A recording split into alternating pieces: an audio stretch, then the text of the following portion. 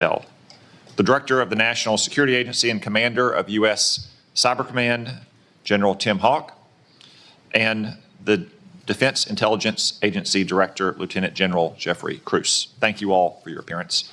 Thank you for your leadership. I also want to recognize the hard work and dedication of the thousands of men and women in our intelligence community whom you're here to represent today. Their successes are seldom celebrated. Their accomplishments are often unseen. But our nation is grateful to each one for the vital work they do to keep our nation safe, prosperous, and free.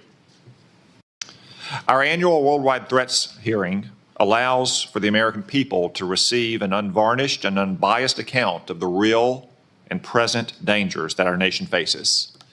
As we will hear from our witnesses, many of the threats we face are truly existential. Communist China is actively working to replace the United States as the world's dominant superpower. China uses coercive military, economic, and influence operations, short of war, to shape a world favorable to its interests and hostile to ours. These methods include the biggest peacetime military buildup in history, rapidly expanding its nuclear forces, providing critical assistance to help Russia withstand U.S. sanctions, obscuring its role in accelerating the spread of COVID-19 beyond Wuhan, turning a blind eye to Chinese companies that enable the production of fentanyl flooding into the United States, and putting space weapons on orbit, among other tactics. Iran, despite setbacks inflicted on its so-called axis of resistance by Israel over the last year, still aims to destroy what it calls the little Satan, the state of Israel, and what it calls the great Satan, the United States. It continues to arm Yemeni rebels to attack global shipping, though these outlaws have suffered terrible losses over the last 2 weeks thanks to decisive action by President Trump and our brave troops. I commend the President, Mike Waltz, Pete Hegseth, and his entire national security team for these actions. Iran also continues its decades-long effort to develop surrogate networks inside the United States to threaten U.S. citizens. Furthermore, Iran's nuclear program continues apace. It's actively developing multiple space launch vehicles, which are little more than flimsy cover for an intercontinental ballistic missile program that could hit the United States in a matter of years. But all this will soon come to an end. The supreme leader of Iran now faces a stark choice, thanks to President Trump. The supreme leader can fully dismantle his nuclear program, or he can have it dismantled for him. Finally, today's report also acknowledges that illicit drug production endangers the health and safety of millions of Americans. For the first time, the annual threat assessment lists foreign illicit drug actors as the very first threat to our country. As the report highlights, Mexican-based cartels using precursors produced in China continue to smuggle fentanyl and synthetic opioids into the United States. Last year alone, these deadly drugs tragically killed more than 52,000 Americans, more than the number killed in attacks by foreign terrorists or foreign nations. Given these threats, we have to ask, are our intelligence agencies well postured against these threats? I'm afraid the answer is no, at least not yet. As the world became more dangerous in recent years, our intelligence agencies got more politicized, more bureaucratic, and more focused on promulgating opinions rather than gathering facts. As a result of these misplaced priorities, we've been caught off guard and left in the dark too often. I know that all of you agree that the core mission of the intelligence community is to steal our adversaries' secrets and convey them to policymakers to protect the United States. At the same time, it's not the role of intelligence agencies to make policy, to justify presidential action, or to operate like other federal agencies. After years of drift, the intelligence community must recommit to its core mission of collecting clandestine intelligence from adversaries whose main objective is to destroy our nation and our way of life. The reason is not that our intelligence community lacks dedicated patriots who show up to work every day to protect the American people. On the contrary, it has an abundance of them. The reasons are a misuse of resources, bureaucratic bloat, a default to play it safe, and a past administration that prioritized social engineering over espionage. Coupled with recent failures, the finding in today's Worldwide Threat Report should be a wake-up call to all of us to get our house in order. The status quo is proving inadequate to provide the President and Congress with the intelligence needed to protect the American people. As more storms gather, America's intelligence capabilities require urgent reform and revitalization. As the chairman of this committee, I look forward to working with each of you to strengthen America's intelligence edge and refocus our intelligence community on its core mission, stealing secrets. The American people deserve nothing less. We've assembled an impressive team to get this done, and I look forward to hearing your comments. Now I recognize the Vice Chairman for opening remarks. Well, thank you, Mr. Chairman, and good morning, everybody. I want to thank all the witnesses for being here. I got to say, I've been on the committee now for 14 years, and this year's assessment is clearly one of the most complicated and challenging in my tenure on the committee. And I want to get into that in a moment, but I want to first of all address the recent story that has broken in the news. Yesterday, we stunningly learned that senior members of this administration, and according to reports, two of our witnesses here today were members of a group chat that discussed highly sensitive and likely classified information that supposedly even included weapons packages, targets, and timing, and included the name of an active CIA agent.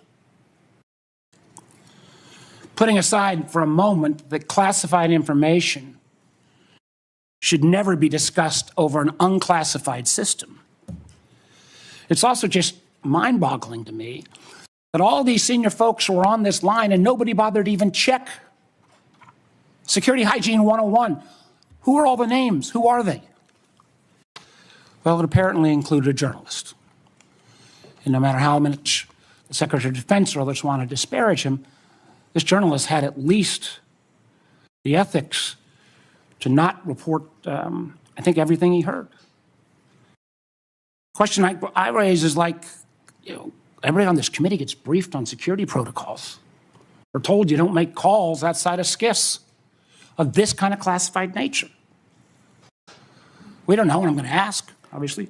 Director Gabbard is the executive in charge of all, keeping our secrets safe. Were these government devices? Were they personal devices? Had the devices been collected to make sure there's no malware? There's plenty of declassified information that shows that our adversaries, China and Russia, are trying to break in to encrypted systems like Signal. I can just say this, if this was the case of a military officer or an intelligence officer and they had this kind of behavior, they would be fired. I think this is one more example of the kind of sloppy, careless, incompetent behavior, particularly towards classified information, that this is not a one-off or a first-time error.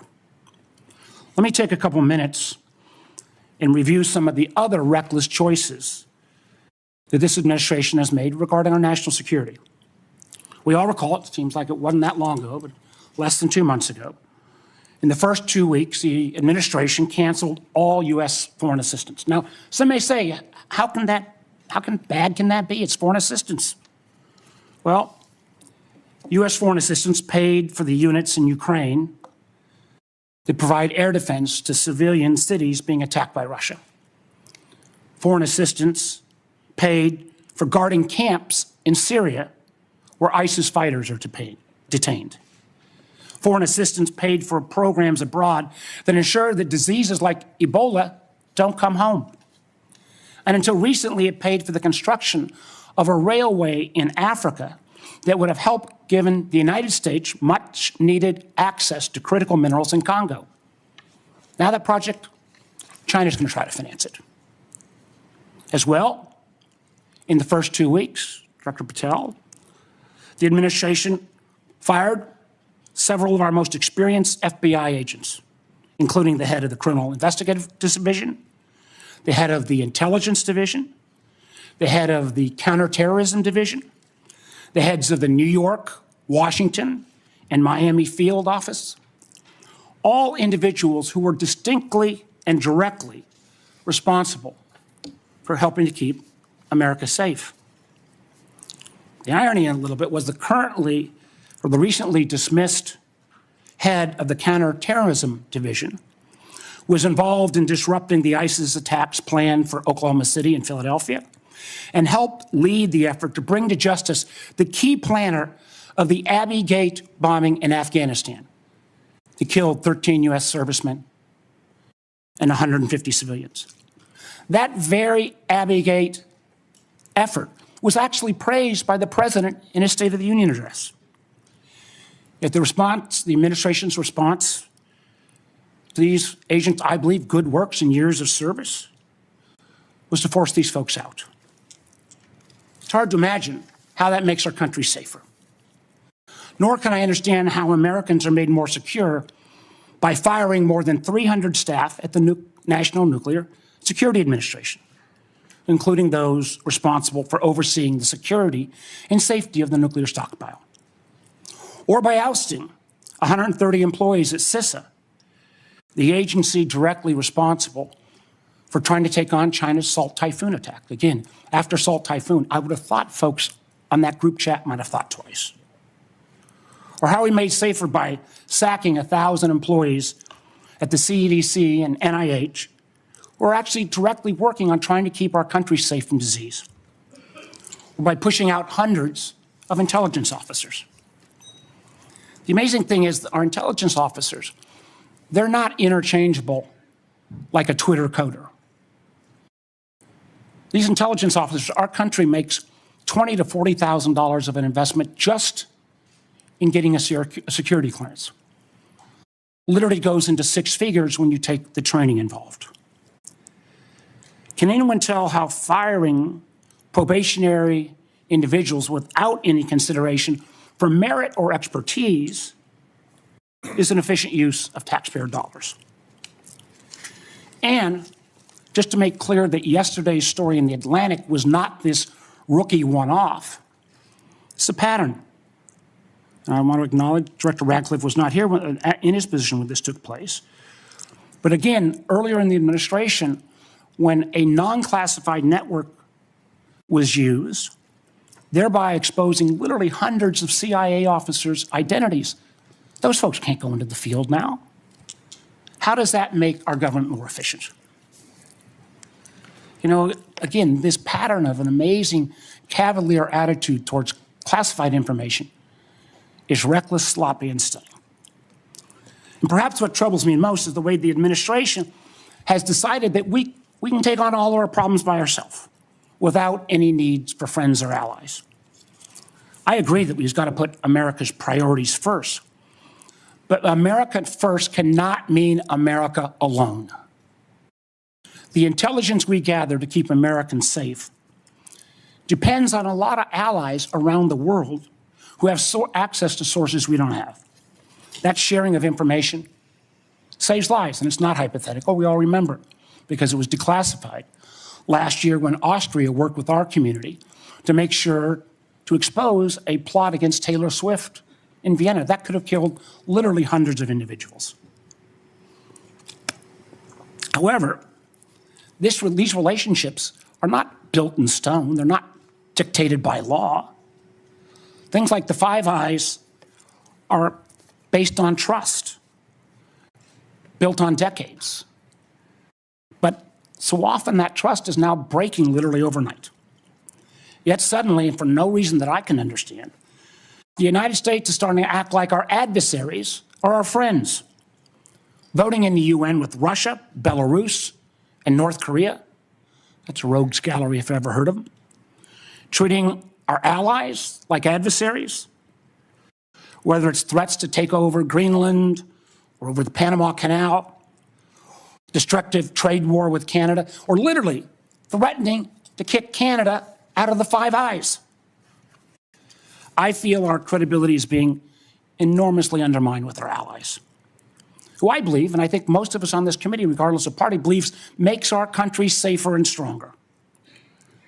But how can our allies ever trust us as the kind of partner we used to be when we, without consultation or notice, for example, stop sharing information to Ukraine in its war for survival against Russia?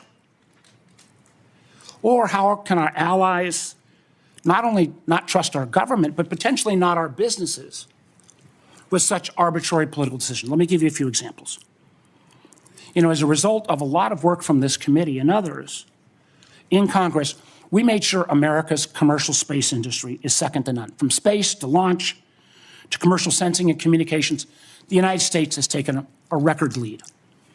Yet overnight, this administration called into question the reliability of American commercial tech industry when Maxar and other commercial space companies were directed to stop sharing intelligence with Ukraine.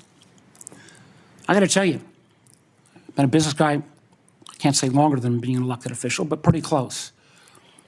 That shockwave across all of commercial space, and frankly, not just commercial space, I've heard it from some of our hyperscalers in the tech community, has sent an enormous chill. Who's going to hire an American commercial space company, government or foreign business, with the ability to have that taken down so arbitrarily? And it's not just in the case of commercial space. We've seen that Canada, Germany, Portugal have all been saying they're rethinking buying F-35s. I've heard from Microsoft and Google directly and Amazon that they're having questions about whether they can still sell their services. We've also seen foreign adversaries and friends take advantage of this rift in our national security areas and our scientists. Germany has already put out ads trying to attract some of our best scientists who've been rifted. And the Chinese intelligence agencies are posting on social media sites in the hopes of luring individuals with that national security clearance who've been pushed out, perhaps arbitrarily, to come into their service. So no, the Signal fiasco is not a one-off. It is unfortunately a pattern we're seeing too often repeated. I fear that we feel the erosion of trust from our workplace, from our companies, and from our allies and partners can't be put back in the bottle overnight. Make no mistake, these actions make America less safe. Thank you, Mr. Chairman. Before I turn to the witnesses' hearing, I want to welcome everyone in our large audience today. I also want to note that we will not tolerate any disruptions of the witnesses' testimony or senators' questions and the witnesses' answers. You'll note that we have a large contingent of Capitol Police in the room. Any disruptions, either opposed or in favor to the witnesses, will result in prompt removal from the hearing room, and my encouragement to the U.S. Attorney to throw the book at the person disrupting the hearing. No offense, but we all came to hear the witnesses, no one else in the room. Director Gabbard, I understand you'll make a statement for the panel of witnesses. Thank you, Mr. Chairman, Vice Chair, members of the committee. Thanks for the opportunity for us to be here to present you the intelligence community's 2025 annual threat assessment. I'm joined here this morning by my colleagues from the CIA, DIA, FBI, and NSA. Our testimony offers the collective assessment of the 18 U.S. intelligence elements making up the U.S. Intel community and draws on intelligence collection and information available to the IC from open source and private sector and the expertise of our analysts. This report evaluates what the IC assesses most threatens our people and our nation's ability to live in a peaceful, free, secure, and prosperous society. As you know, we face an increasingly complex threat environment that is threatening us here at home and our interests abroad. I'll begin by focusing on what most immediately and directly threatens the United States and the well-being of the American people: non-state criminal groups and terrorists putting American lives and livelihood at risk. Then I'll focus on the key nation states who have the capability to threaten the interests of the United States. In this complex environment, non-state and state actors are able to exploit or take advantage of the effects of each other's activities. Conventional and asymmetrical capabilities, even the traditionally weakest of actors are able to acquire from available advanced technologies, creates an even more complex and serious threat landscape. First, I'll highlight the threats presented by several non-state actors. Cartels, gangs, and other transnational criminal organizations in our part of the world are engaging in a wide array of illicit activity, from narcotics trafficking to money laundering to smuggling of illegal immigrants and human trafficking, which endanger the health, welfare, and safety of everyday Americans. Based on the latest reporting available for a year-long period ending October 2024, cartels were largely responsible for the deaths of more than 54,000 U.S. citizens from synthetic opioids. Mexico-based transnational criminal organizations, or TCOs, are the main suppliers of illicit fentanyl to the U.S. market and are adapting to enforcement and regulatory pressures by using multiple sources and methods to procure precursor chemicals and equipment, primarily from China and India, many of which are dual-use chemicals used in legitimate industries. Independent fentanyl producers are also increasingly fragmenting the drug trade in Mexico. The availability of precursor chemicals and ease of making illicit fentanyl have enabled independent actors to increase illicit fentanyl production and smuggling operations in Mexico.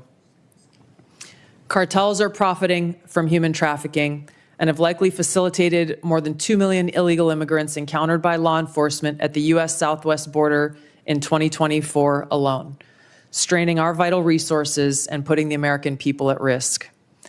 Criminal groups drive much of the unrest and lawlessness in the Western Hemisphere. They also engage in extortion, weapons and human smuggling, and other illicit and dangerous revenue-seeking operations, including kidnappings for ransom, forced labor, and sex trafficking. These and other human traffickers exploit vulnerable individuals and groups by promising well-paying jobs while confiscating their identification documents. They operate in the shadows, exploiting lawlessness in various areas and using coercion and intimidation to control their victims. While these key drivers of migrants are expected to persist, heightened U.S. border security enforcement and deportations under the Trump administration are proving to serve as a deterrent for migrants seeking to illegally cross U.S. borders. U.S. Border Patrol apprehensions along the southwest border in January 2025 dropped 85% from the same period in 2024. Transnational Islamist extremists such as ISIS and al-Qaeda and affiliated jihadi groups continue to pursue, enable, or inspire attacks against the United States and our citizens abroad and within the homeland to advance their ultimate objective of establishing a global Islamist caliphate. This includes heightened efforts to spread their ideology to recruit and radicalize individuals in the U.S. and the West. While the New Year's Day attacker in New Orleans had no known direct contact with ISIS terrorists, he was influenced and radicalized by ISIS ideological propaganda, as one example. Al-Qaeda and its affiliates continue to call for attacks against the United States as they conduct attacks overseas. These jihadist groups have shown their ability to adapt and evolve, including using new technologies and tactics to spread their ideology and recruit new followers. A range of non-state cyber criminals are also targeting our economic interests, critical infrastructure, and advanced commercial capability for extortion, other coercive pursuits, and financial gain.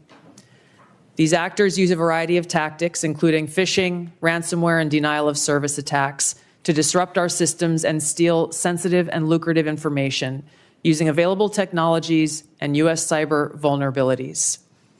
Ransomware actors last year, for example, attacked the largest payment processor for U.S. healthcare institutions. And another set of criminal actors conducted cyber attacks against U.S. water utilities. Some of these non-state cyber actors also operate as proxies for or emulate similar activities carried out by major state actors. While these non-state cyber actors often seek financial and intellectual property gains, they also carry out cyber operations for espionage purposes, targeting our critical infrastructure. Turning to key state actors, the IC sees China, Russia, Iran, and North Korea engaging in activities that could challenge U.S. capabilities and interests, especially related to our security and economy. These actors are in some cases working together in different areas to target U.S. interests and to protect themselves from U.S. sanctions. At this point, the IC assesses that China is our most capable strategic competitor. Under the leadership of President Xi Jinping, the People's Republic of China seeks to position itself as a leading power on the world stage, economically, technologically, and militarily. Beijing is driven in part by a belief that Washington is pursuing a broad effort to contain China's rise and undermine CCP rule. China's most serious domestic challenge is probably China's slowing economy and potential instability if socioeconomic grievances lead to large-scale unrest. Growing economic tensions with the United States and other countries could also weigh on China's plans for economic growth and domestic job creation. China's military is fielding advanced capabilities, including hypersonic weapons, stealth aircraft, advanced submarines, stronger space and cyber warfare assets, and a larger arsenal of nuclear weapons. While it would like to develop and maintain positive ties with the United States and the Trump administration to advance its interests and avoid conflict, China is building its military capability in part to gain advantage in the event of a military conflict with the United States around the issue of China's efforts toward unification with the Republic of China, or Taiwan. China's military is also expanding its presence in the Asia-Pacific region with a focus on disputed territorial claims in both the East China and South China Seas. Beijing is advancing its cyber capabilities for sophisticated operations aimed at stealing sensitive U.S. government and private sector information and pre-positioning additional asymmetric attack options that may be deployed in a conflict.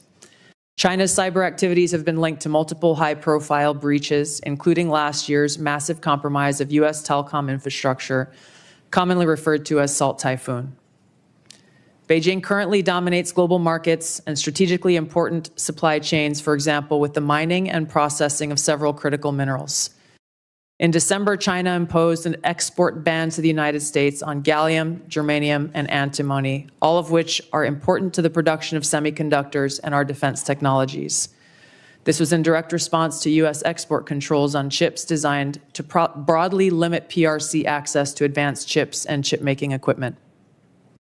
China also aims to compete in other critical global industries, including AI, legacy semiconductor chip production, biomanufacturing and genetic sequencing, and medical and pharmaceutical supply production. Leveraging often heavily state-subsidized production at greater scale, lower costs, and weaker regulatory standards than required in the West, Beijing's strategy has given it a leading position in many parts of these sectors and supply chains that support them. In 2023, for example, China had 5 first-in-class domestic drug approvals and 3 FDA approvals. Turning to Russia. Russia's nuclear and conventional military capabilities, along with its demonstrated economic and military resilience, make it a formidable competitor. Moscow has more nuclear weapons than any other nation that could inflict catastrophic damage on the United States and the world in the event of a major war that Russian leaders feared put them and their regime at serious risk. In late 2024, Russia announced updates to its public nuclear doctrine, expanding the conditions under which Russia would consider using nuclear weapons. Russia is building a more modern and survival strike potential. Russia intends to deter the U.S. by holding both the U.S. homeland at risk and by having the capabilities to threaten nuclear war in a conflict. Russia has developed advanced cyber capabilities and has attempted to pre-position access to U.S. critical infrastructure for asymmetric options and make it a persistent cyber threat. Russia's cyber activities have been linked to multiple high-profile breaches, including the 2023 hack of Microsoft. Russia is also fielding new capabilities in anti-satellite weapons meant to degrade U.S. and allied space infrastructure. Among Russia's most concerning developments is a new satellite intended to carry a nuclear weapon as an anti-satellite weapon, violating longstanding international law against such activity and putting the U.S. and global economy at risk. Iran continues to seek expansion of its influence in the Middle East, despite the degradation to its proxies and defenses during the Gaza conflict. Iran has developed and maintains ballistic missiles, cruise missiles, and UAVs, including systems capable of striking U.S. targets and allies in the region.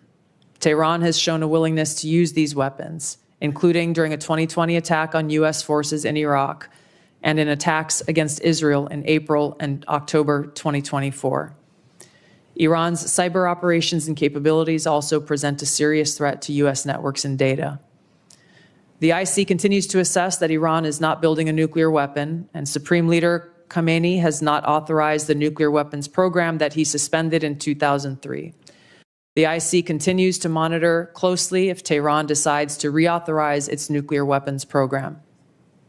In the past year, we've seen an erosion of a decades-long taboo in Iran on discussing nuclear weapons in public, likely emboldening nuclear weapons advocates within Iran's decision-making apparatus. Iran's enriched uranium stockpile is at its highest levels and is unprecedented for a state without nuclear weapons. Iran will likely continue efforts to counter Israel and press for U.S. military withdrawal from the region by aiding, arming, and helping to reconstitute its loose consortium of like-minded terrorist and militant actors, which it refers to as its axis of resistance. Although weakened, this collection of actors still presents a wide range of threats, including to Israel's population, U.S. forces deployed in Iraq and Syria, and to U.S. and international military and commercial shipping and transit. North Korean leader Kim Jong-un is pursuing stronger strategic and conventional capabilities that can target U.S. forces and allies in the region, as well as the U.S. homeland, to bolster North Korea's leverage and stature, defend its regime, and achieve at least tacit recognition as a nuclear weapons power. Kim's recently cemented strategic partnership with Russia supports these goals by providing him greater financial, military, and diplomatic support, reduced reliance on China, and providing North Korean forces and weapons systems authentic warfighting experience. Kim views his strategic weapons advances since 2019, its deepening ties with Russia, and North Korea's economic durability is strengthening his negotiating position against Washington's demands for denuclearization and lessening his need for sanctions relief. North Korea is probably prepared to conduct another nuclear test on short notice and continues to flight test its ICBMs to demonstrate their increasing capabilities as leverage in future negotiations. Since 2022, China, Russia, Iran, and North Korea have grown closer. Removing the accelerant of the war in Ukraine is unlikely to revert these bilateral relationships to a pre-war 2021 baseline, leaving room for new strategic priorities and world events to create new incentives or challenges to their currently high levels of cooperation. Russia has been a catalyst for much of this expanded cooperation, driven heavily by the support it has needed for its war effort against Ukraine, including protection from U.S. and Western sanctions. In addition to its exchange of military and other resource capabilities with North Korea, Russia has relied more heavily on China's financial and defense industry backing, and also has increased combined military exercises with China to signal shared fortitude against the United States and U.S. allies in the Asia-Pacific region. With Iran, Russia has also expanded financial ties to mitigate sanctions. Iran has become a critical military supplier to Russia, especially of UAVs, in exchange for Russian technical support for Iranian weapons, intelligence, and advanced cyber capabilities. In conclusion, the threats that we see to U.S. national security are both complex and multifaceted and put the lives, safety, and well-being of the American people at serious risk. As the heads of the American people's intelligence community, we will continue to provide the President, Congress, and our warfighters with timely, unbiased, relevant intelligence to keep the United States secure, free, prosperous, and at peace. To the American people specifically, our intelligence community exists to serve you, and to ensure your safety, security, and freedom. Thank you. Thank you, Director Gabbard. As I mentioned in my opening remarks, the annual threat assessment for the first time lists cartels and traffickers as the very first threat. Director Patel, I'm pleased to say that the FBI's Little Rock field office has been doing its part in addressing this threat. The field office, along with other federal, state, and local law enforcement agencies, have arrested nearly 300 immigrants in my state in 2025 so far. Could you provide some color about the nature of the threat these illegal immigrants have posed, not just to Arkansas, but our nation, perhaps including some of the details of the horrific offenses they've committed against the American people?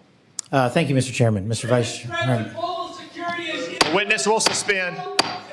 The greatest threat to global security is Israel, and the whole world knows it. Stop funding Israel! Stop funding Israel! Stop funding Israel! Stop funding Israel! So that protester was a code pink lunatic saying the greatest threat to world peace is funding Israel. I will observe, for the benefit of the audience here and on television, that Code Pink is funded by communist China as well, which simply illustrates, speak up now if you want to be removed as well, whoever's saying that.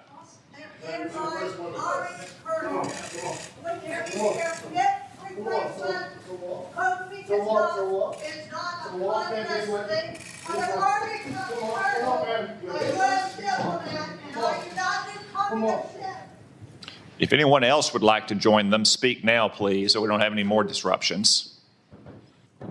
As I was saying, the fact that communist China funds Code Pink, which interrupts a hearing like this about Israel, simply illustrate Director Gabbard's point that China, Russia, Iran, North Korea, and other American adversaries are working in concert to a greater degree than they ever have before.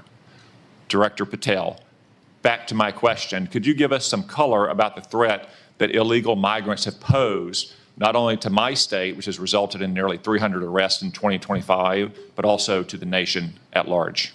Thank you, Mr. Chairman, Mr. Vice Chairman, and members of the committee. I appreciate the time to address you all. Specifically to Arkansas, Senator, the priorities at the FBI, which I identified during my confirmation hearing and since, is attacking violent crime along with national security. And every single state in this country is a border state. Arkansas is no exception.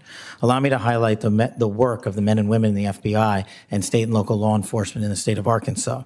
Since February 5th alone, we've had 220 illegal immigrants arrested on charges varying from violent offenses, weapons offenses, narcotics offenses, and serious violent felonies.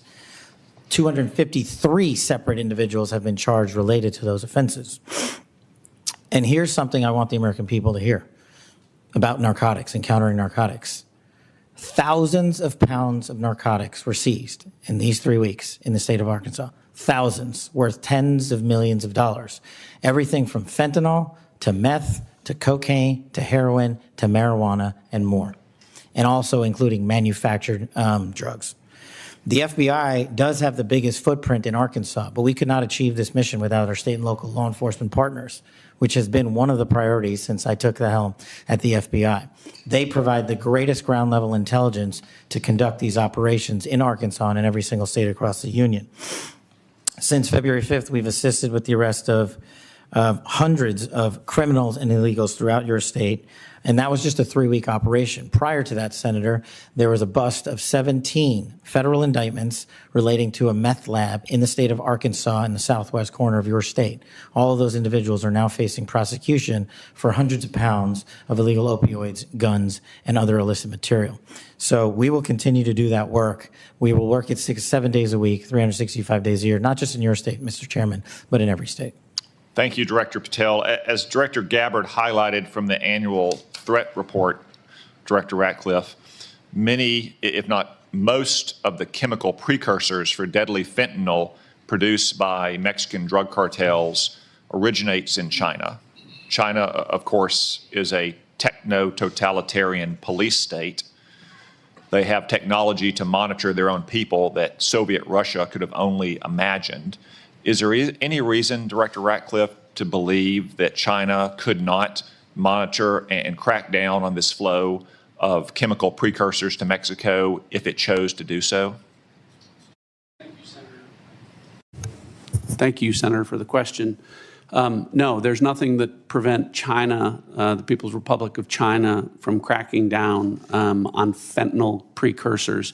As you well know, Senator, one of the reasons that they don't is that there are more than 600 PRC-related companies that produce those precursor chemicals in an industry that generates $1.5 trillion.